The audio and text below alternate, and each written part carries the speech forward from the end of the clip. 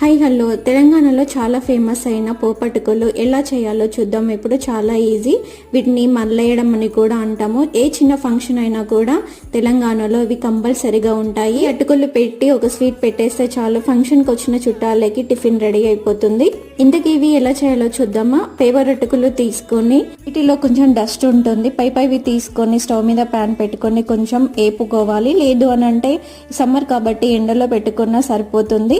ఇలా చేయడం వల్ల అటుకులు క్రిస్పీగా ఉంటాయి. అన్ని అటుకులు ఏపడం అయిపోయాక మళ్ళీ స్టవ్ మీద ప్యాన్ పెట్టుకుని తగినంత ఆయిల్ వేసుకొని జీలకర్ర ఆవాలు వేసుకొని పల్లీలు వేసుకొని ఫ్రై అయిన తర్వాత పచ్చిమిర్చి వేసుకోవాలి. పచ్చిమిర్చి లేకుంటే ఎండుమిరపకాయలు కూడా వేసుకోవచ్చు. కరివేపాకు పసుపు వేసుకొని ఫ్రై అయిన తర్వాత మనము వేపుకొని పెట్టుకున్న అటుకులలో మిక్స్ చేసుకుంటే సరిపోతుంది. అంతే, ఎంతో టేస్టీ అటుకులు రెడీ అయిపోతాయి. చాలా ఈజీ చేయడం కూడా. ఇందులో మిక్చర్ పుట్నాలు వేసుకోవచ్చు. మా బాబు తిన్నాడు, సో అందుకే నేను వేసుకోలేదు. Like and subscribe.